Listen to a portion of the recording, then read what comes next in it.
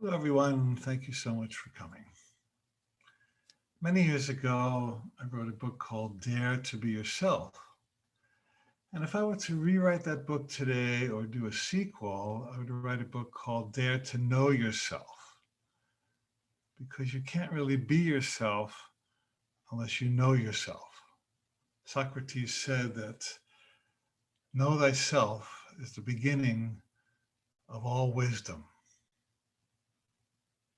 But a lot of us have false impressions or images about who we truly are.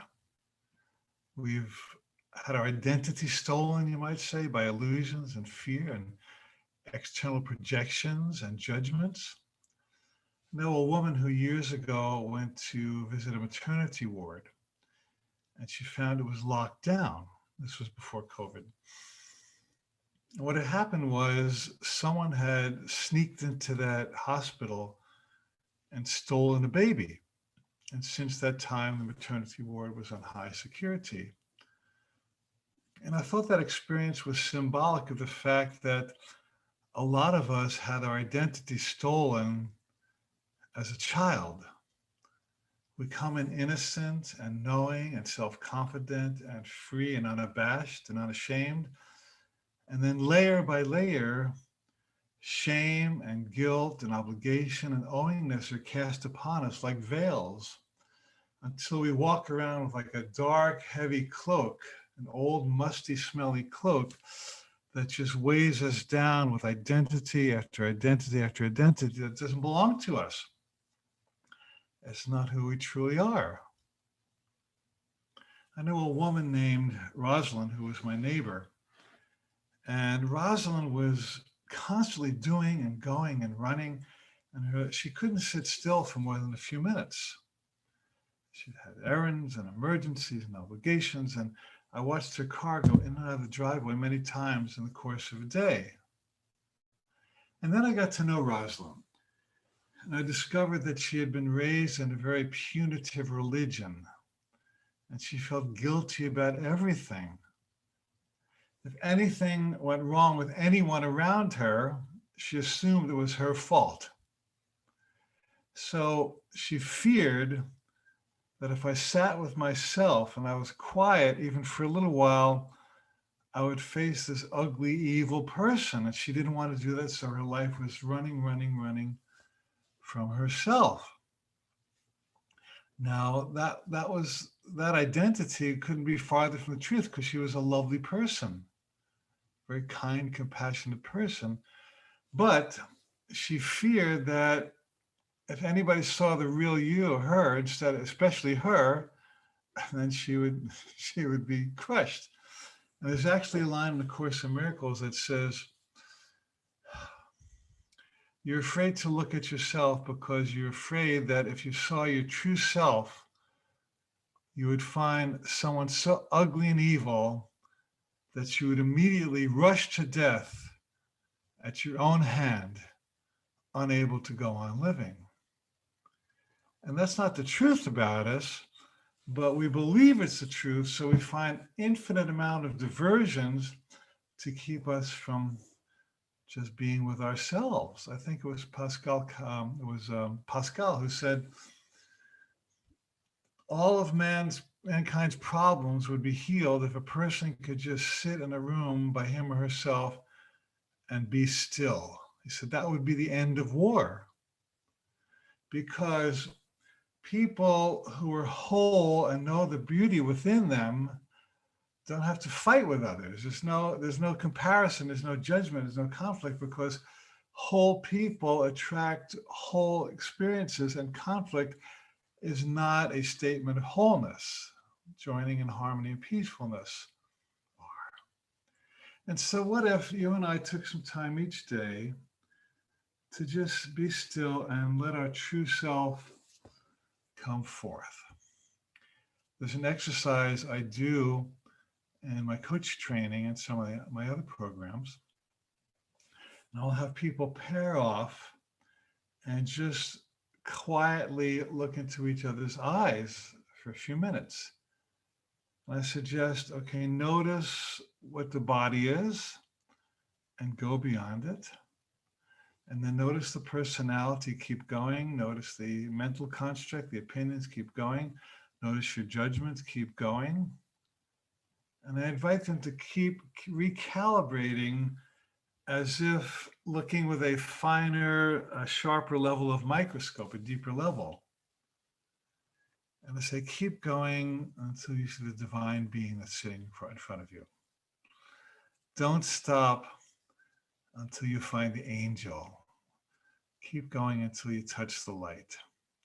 And people do this exercise and they love it because they go beyond the world of judgment and separation and opinions and age and gender and hairstyle and all that stuff that's so distracting compared to who we truly are.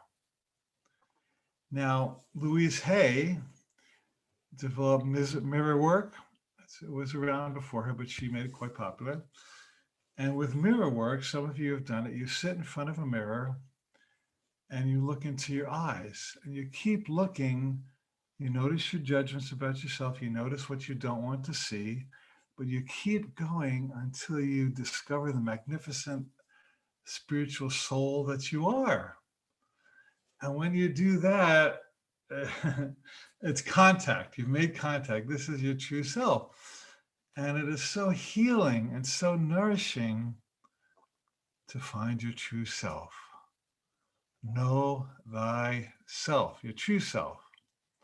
And a lot of you might say, well, I know my true self. I'm overweight and I can't seem to keep more than enough of my bank balance. I just have enough to pay my bills, no more. And I just have not been able to stay in a relationship. That's who I am. And I say, no. That's who you've been taught you are. That's who you believe you are. That's how you act like who you are. But it's not who you are. Keep going. And the Course in Miracles tells us that everything God is, you are, and everything God is not, you are not. Identify only with the divine. So if God is love, then I am love. If God is whole, then I am whole. If God is life, then I'm filled with life. If God is light, then light is the nature of my being. Let my true self come forth. Jesus said, don't put a basket over the light. Baskets are judgments and fears and grievances and opinions and history and false beliefs. Those are the baskets that Jesus said, do not squash your light with a basket. How graphic can you get? And I want to suggest that when you're seeing someone else in a partnership, a marriage, or even a dear friendship or family relationship, at every moment you are choosing the version of that person that you wish to see. And so if somebody's bugging and you can't stand them and hate to be around them and you have to get away, well, you might want to rethink what version of that person you're choosing. You could flip the lens and ask to see a higher version. See the person you fell in love with that you married, or the person you got with because you were attracted to them. What happened to that vision? If you're fighting and want to get away from each other, what happened to your original vision, that original innocent vision of that person? And if they don't like you, they're making the same choice. If somebody's constantly judging you or berating you, putting you down, they are choosing that version of you. That's their choice. It's not the truth about you. Only the highest version is the truth about you. So one way to heal relationships, probably the best way to heal relationships, is to rethink the version of your partner or a family member, a friend or business partner that you're seeing. And at every moment you have the total capacity and power to shift the microscope lens and choose a different version of that person. And also to relieve yourself of the pressure of their version of you, recognize that they could also choose to see the highest in you. That's a choice they could make with great validity. Now, there was a famous commercial about 10 years ago. It was a Dove Dove soap commercial, and it was about self-image. And you can look it up on YouTube. It's something like Dove Beauty Sketches, something like that. You'll find it. And what they did was they took a group of women who, one by one, walked into this room when there was a police forensic artist. He was the guy who, when somebody observes a crime and they tell the artist what the criminal looked like, and he draws an artist rendering so the police could possibly identify this person. And so they had these women one by one come in, and this artist sat behind the screen, a curtain, and he did not see them. And he asked them to please describe yourself. And as they described themselves, he drew what he heard. And in general, the women had a lot of pejorative judgments about themselves. And they would say, oh, my chin is kind of too long, and I got some crow's feet, and I got a mole here, and my face is kind of chubby, and my hair is kind of ratty. And, that's not all they said, but they tended to focalize on stuff they didn't like about themselves. And he drew the picture of that person they described. And he never saw the person. They would leave. And then one of their friends or boyfriend or another lady they knew would come in, and he would say, okay, would you describe that person? And they would describe that person. And in general, the descriptions were so much more attractive. Oh, she has lovely skin, and her eyes really sparkle, and she's very youthful, and I love her hair. And he had two very different renderings of this person's image. One was self-perceived, and one was perceived by others. And then he would call the women back in, and he would show them these two artist portraits that were so different you could hardly recognize. You wouldn't know it's the same person. And the basic moral of the story is that most people are very judgmental about their appearance, and other people, for the most part, are seeing you as much more attractive and beautiful and lovable than you see yourself. So you can either be right about your misperception of yourself as somebody who's less than, or you can be right. You can let other people be right about their opinion of you as a wonderful, gorgeous, radiant, divine person. So when I say know thyself, which self do you know? Let's do a little meditation to close off today, shall we? So would you close your eyes for a moment? And I'd like you to go back in time in your mind. Take a breath or two. And I'd like you to choose a moment when you were really happy and radiant and felt free. Maybe as a child, teenager, young adult, any age or stage of life. Pick one moment when you felt like you were really shining. Maybe you were playing music or having fun with some friends or with a beloved or celebrating. Just pick a moment that really worked for you.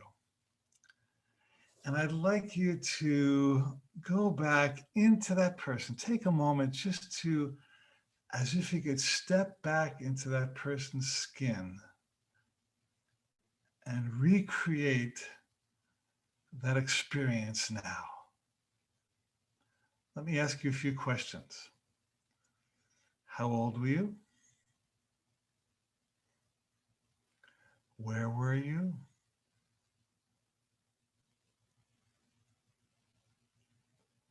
Who were you with?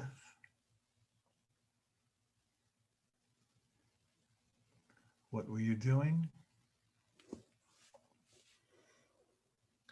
And now, most important, how were you feeling? What was going on in here, in your heart, in your gut, that made you feel so alive? You're probably smiling, laughing. What did your face look like? What does a happy you look like? How would you describe your face and your body and your posture in that moment? How would you describe the energy that was exuding from you?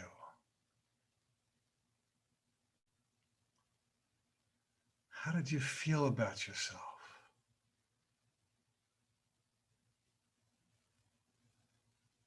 What would you say your life was about in that moment?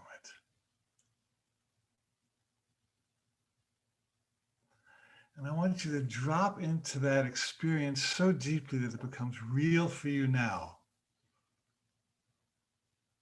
And you start to see yourself as an entitled, empowered, radiant, happy, alive, vital, attractive self. Joy is the most attractive element of our personality. When you're happy, you attract blessings, partners, and money, and opportunities, and passionate adventures, and all kinds of things that match you exuding joy. So for just a few more moments now, I'd like you to re-become that divine, angelic, effulgent, light-filled being with life force coursing through you so powerfully that it just has to spill out beyond your skin and touch and bless everybody in your presence and the whole world, actually. Because vibrations are not limited by time or space. Energy is infinite. And I'd like you to take a few moments just to sit with that joyful person. And now I say to you with full authority, know thyself. This is the self I want you to know. This is the self in you that I know. And this is the self that you are. And now please make some affirmative statements to yourself. I am alive. I am filled with life force. I am love. I am loving. I am creative. I am expressive. I am connected to source. I am empowered. Take a moment to take any of those statements and make them to yourself.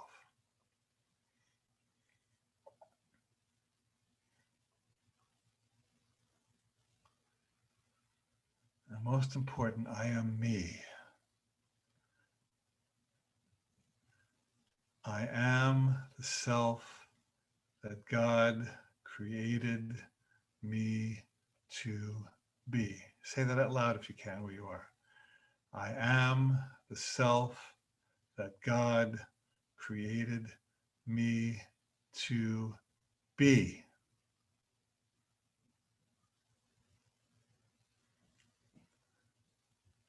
And now all that's left is just to be, not to become, not to do, not to fix, but to be.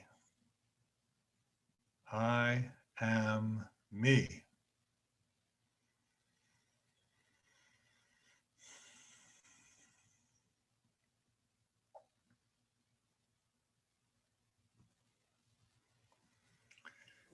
And in just a moment, we're going to close. If you're happy with this self now, you can sit with it. You can just be with your true self for as long as you can.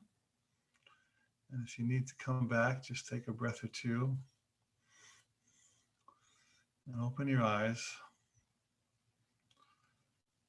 And imagine you're looking in the mirror now and just say, I love you. I love you just as you are. I see who you truly are. Finally, I accept my true self, the radiant, beautiful angel that God created me to be. And if you'd like to say with me out loud, and so it is, and so it is.